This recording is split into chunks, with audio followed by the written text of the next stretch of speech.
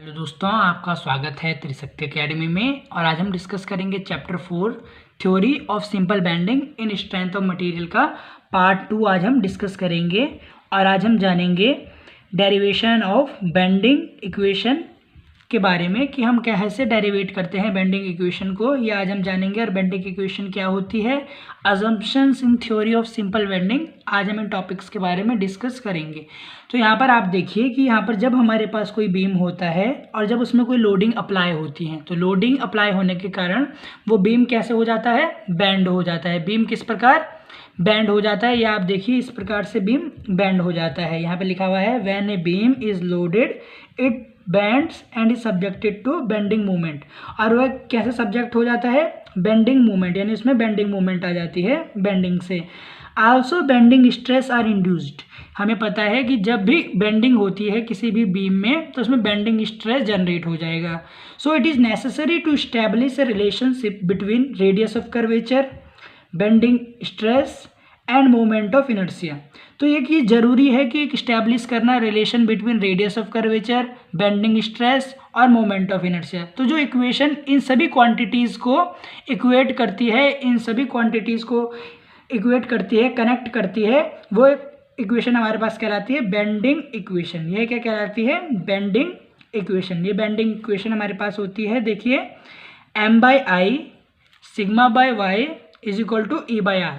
मतलब m है यहाँ पर हमारे पास मैक्सिमम बेंडिंग मूवमेंट, ये आप जान चुके हैं क्या होता है मैक्सिमम बेंडिंग मूवमेंट। यहाँ पर आप देखिए, यहाँ पर ये कोई बीम है, ये देखिए इस प्रकार से, ये इसकी रेडियस ऑफ कर्वेचर है, या R है। ये देखिए जो बीम बेंड होता है तो जो इसमें मैक्सिमम बेंडिंग मूवमेंट अप्लाई होती है वो क्या कहलाती है, m। I हमारे पास होती है मोमेंट ऑफ इनर्शिया, I हमारे पास होता है मोमेंट ऑफ इनर्शिया। सिग्मा हमारे पास होता है बेंडिंग स्ट्रेस, सिग्मा होता है बेंडिंग स्ट्रेस। आपको पता है स्ट्रेस कैसे जनरेट होते हैं किसी भी बीम में, सिंपली सपोर्टेड बीम में जब बेंडिंग मूवमेंट होती है तो जो उसका अपर हाफ जो सेक्शन होता है उसमें जो होता है कंप्रेसिव स्ट्रेस जनरेट होता है और लोअर हाफ में टेंसाइल स्ट्रेस जनरेट होता है। दोनों को मिलाकर हम क्या कहते हैं, बेंडिंग स्ट्रेस कहते हैं। वाई क्या होता है, distance of outer layer from neutral axis. ये देखिए ये आउटर लेयर है और ये हमारी न्यूट्रल एक्सिस है, तो न्यूट्रल एक्सिस से आउटर लेयर की जो डिस्टेंस होती है वो हमारे पास कहलाती है वाई, वो कहलाती है Y. E is equal to Young's modulus, E हमारे पास होता है यंग्स मॉड्यूलस, ई हमारे पास होता है यंग्स मॉड्यूलस। और आर जो है वो है रेडियस ऑफ कर्वेचर। ये देखिए ये हमारे पास रेडियस ऑफ कर्वेचर, यानी बीम हमारे पास कितना बेंड हुआ, बेंडिंग कंडीशन में वो जो आर्क हमारे पास फॉर्म्ड हुई है वो कितना रेडियस बनाती है, आर, वो कितना रेडियस बनाती है, आर। अब हम देखते हैं assumptions in theory of simple bending, यानी हम क्या अजम्पशंस लेते हैं डेरिवेशन को प्रूव करने से पहले, बेंडिंग इक्वेशन को प्रूव करने से पहले सिंपल बेंडिंग में। Assumptions in theory of simple bending, तो सबसे पहले आप देखिए beam is initially straight before application of load on it, यानी जो बीम है वो इनिशियली कैसा होना चाहिए, स्ट्रेट होना चाहिए, बिल्कुल इस प्रकार। और बेंडिंग के बाद, यानी जब बेंड हो भी जाएगा तो उसके बाद भी ये कैसा रहना चाहिए, स्ट्रेट ही रहना चाहिए बीम, ऐसा हम अजम्पशन लेते हैं। सेकंड अजम्पशन है the material of beam is homogeneous and isotropic, यानी जो मटेरियल है वो हर किसी भी बीम में, ऐसा नहीं कि यहाँ पर स्टील है तो यहाँ पर एल्यूमिनियम है, ऐसा नहीं, एक ही मटेरियल का बना हुआ होना चाहिए, होमोजीनियस होना चाहिए और आइसोट्रॉपिक होना चाहिए। आइसोट्रॉपिक का मतलब है कि elastic properties are equal in all direction, जो इलास्टिक प्रॉपर्टीज होती हैं वो इक्वल होनी चाहिए ऑल डायरेक्शन में। थर्ड देखिए bending of beam is within elastic limit, यानी जब हम बीम को बेंड कर दें इस प्रकार से आप देखिए तो जो बेंडिंग होती है वो विद इन इलास्टिक लिमिट होनी चाहिए, यानी जो बीम है वो ऑबे करना चाहिए हुक्स लॉ। हुक्स लॉ क्या कहता है, stress is directly proportional to strain, जहाँ पर स्ट्रेस कितने क्या होता है, स्ट्रेन क्या होता है, ये आप जानते हैं, विद इन इलास्टिक लिमिट होने चाहिए, ये हो गया हुक्स लॉ। तो बेंडिंग जो होती है वो हुक्स लॉ के अंदर होनी चाहिए। फोर्थ हमारे पास है every layer is free to expand and contract with respect to other contact layers, यानी जो हर लेयर होती है बीम की, ये देखिए हमने कल डिस्कस किया था कि बीम में जो लेयर्स होती है उन्हें लॉन्गिट्यूडनल लेयर्स आप कहते हैं इस प्रकार से। तो जो ये लेयर्स होती हैं ये एक्सपेंड और कॉन्ट्रैक्ट के लिए फ्री होनी चाहिए, क्या होनी चाहिए, फ्री होनी चाहिए। फिफ्थ देखिए the value of modulus of elasticity is same for the beam.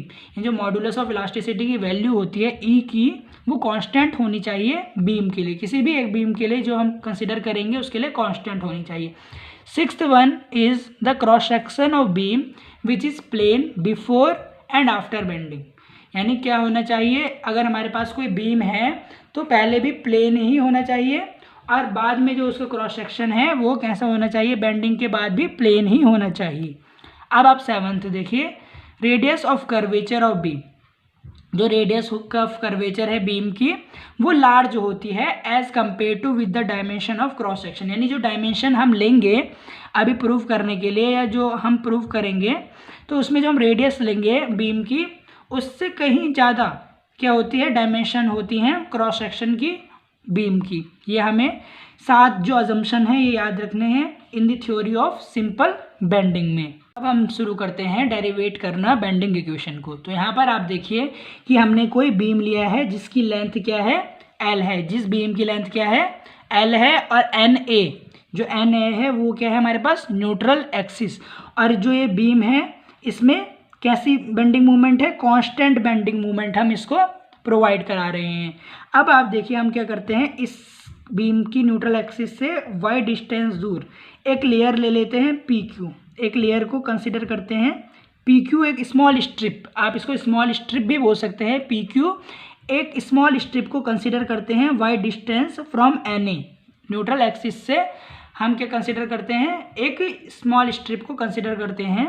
ये देखिए अब आप यहाँ पर देखिए जब हम बीम को बेंड करेंगे तो बीम की कंडीशन क्या होगी, bending position of beam. Beam कुछ इस प्रकार बेंड हो जाएगा, ये जो इसकी जो लेंथ है ये L plus delta L increase हो जाएगी, और जो इसकी रेडियस ऑफ कर्वेचर है वो कितनी हो जाएगी, आर प्लस वाई।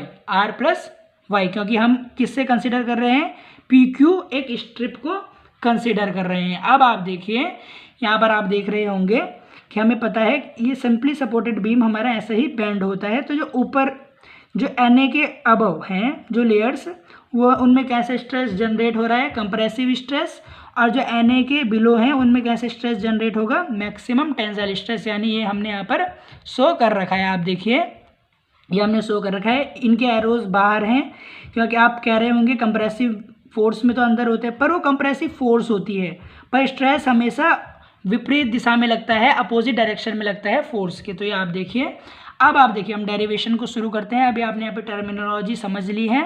ये देखिए फ्रॉम ज्योमेट्री, ज्योमेट्री से आप देखें इस वाले बीम को, आप देखें जब ये बीम बेंड होगा ज्योमेट्री से तो जो एंगल बनाएगा थीटा, तो थीटा इज इक्वल टू क्या होगा, एल बाय आर। एल क्या होता है, length of arc by radius. यहाँ पर देखिए theta is equal to L by R, जहाँ पे एल है length of arc by radius of curvature भी आप इसे बोल सकते हैं। तो यहाँ से हमारे पास क्या हो जाएगा, L is equal to R theta, ये आप ध्यान रखिए। अब आप देखिए जब बीम बेंड हो जाएगा तो जो लेंथ ऑफ आर्क है कितनी इंक्रीज हो जाएगी, एल प्लस डेल्टा एल। कितनी इंक्रीज हो जाएगी, एल प्लस डेल्टा एल। और जो हमारे पास आर है रेडियस ऑफ कर्वेचर, ये कितना इंक्रीज हो जाएगा, R plus y. R plus y हो जाएगा इंटू थीटा। अब आप देखिए जब आप इसमें अंदर थीटा की मल्टीप्लाई करेंगे तो हमारे पास आ जाएगा R theta plus y theta. हमें पता है आर थीटा की वैल्यू क्या होगी, एल थीटा के बराबर। किसके बराबर होगी, L is equal to L के बराबर होगी। किसके बराबर होगी, एल के बराबर होगी। तो यदि जब मैं इसको एल यहाँ पर रखूँगा तो एल से एल कैंसल आउट हो जाएगा। तो हमारे पास क्या बचेगा, delta L is equal to y theta. हमारे पास क्या बचेगा, delta L is equal to y theta बचेगा। अब आप देखिए थीटा, जो थीटा है, जो एंगल सबटेंड हो रहा है ड्यू टू बेंडिंग, वो थीटा है। अब देखिए थीटा किसके बराबर है, हमें पता है theta is equal to L by R. Theta is equal to L by R, जहाँ पे एल है length of arc by radius. तो यहाँ पर हम थीटा का मान रख देंगे एल बाय आर। देखिए डेल्टा एल बाय एल, यहाँ से हम एल को इधर ले जाएंगे left hand side, delta L by L is equal to Y by R. हमें पता है change in length upon original length क्या होता है, स्ट्रेन। क्या होगा, स्ट्रेन। तो यहाँ पर आप देखिए strain is equal to Y by R. और स्ट्रेन को हम क्या लिख सकते हैं, stress by Young's modulus, sigma by E. तो sigma by E is equal to Y by R. तो यहाँ से हम वाई को इसके नीचे ले आएंगे तो क्या हो जाएगा, sigma by y is equal to E by R. ये हमारे पास हो गया फर्स्ट रिलेशन, ये हो गया फर्स्ट रिलेशन, इसको आप इक्वेशन फर्स्ट कह दें। It is called relation between bending stress and radius of curvature. ये हमारे पास कहलाता है रिलेशन बिटवीन बेंडिंग स्ट्रेस और रेडियस ऑफ कर्वेचर के बीच में रिलेशन है हमारे पास। अब आप देखें, अब हम क्या करेंगे, एक एरिया को अज्यूम कीजिए। मानिए ये जो स्मॉल स्ट्रिप है पी क्यू, इसका एरिया है डेल्टा ए या डी ए, आप इसको बोल सकते हैं इस प्रकार से, ये इसका एरिया कंसीडर कर रहे हैं।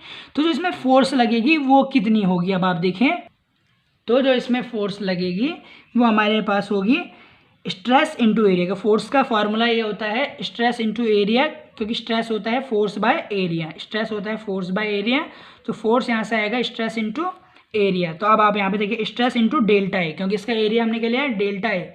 यहाँ पर आप देखिए इक्वेशन फर्स्ट से आप यहाँ पर स्ट्रेस की वैल्यू रखेंगे, वो आएगी E into Y by R into delta A into delta A.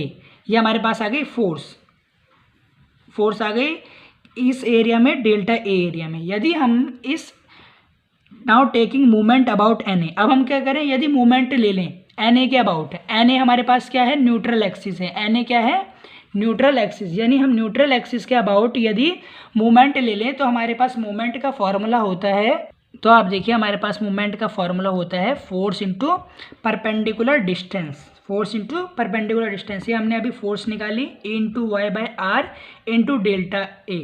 अब आप देखिए इससे परपेंडिकुलर डिस्टेंस कितनी है, वाई, क्या है परपेंडिकुलर डिस्टेंस एन ए से, वाई है इस लेयर की।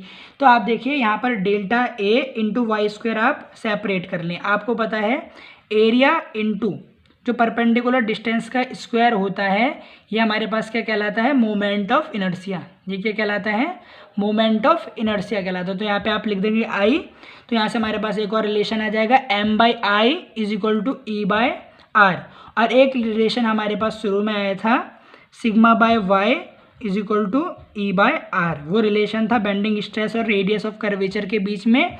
और ये रिलेशन हमारे पास आया बेंडिंग मूवमेंट और रेडियस ऑफ कर्वेचर के बारे में। अब आप देखिए E R is equal E by R is equal to M by I, और यहाँ पे फर्स्ट इक्वेशन में हमारे पास था E by R is equal to sigma by Y. तो from first and second, first और सेकेंड को जब हम इक्वेट करेंगे तो हमारे पास क्या आएगा M by I is equal to sigma by y is equal to E by R. तो ये हमारे पास क्या हो गई बेंडिंग इक्वेशन, ये हमने प्रूव कर दी है बेंडिंग इक्वेशन। इसको आप फ्लेक्सरल इक्वेशन भी कह सकते हैं, इसको आप फ्लेक्सरल इक्वेशन भी कह सकते हैं। तो आज हमने यहाँ पर प्रूव कर दी है बेंडिंग इक्वेशन या फ्लेक्सरल इक्वेशन। यदि आपको इस वीडियो से रिलेटेड कोई भी क्वेरी हो तो आप त्रिशक्ति एकेडमी के कमेंट सेक्शन में कमेंट कर सकते हैं, और यदि यह वीडियो आपको अच्छी लगी हो तो प्लीज़ आप इसे लाइक कर सकते हैं।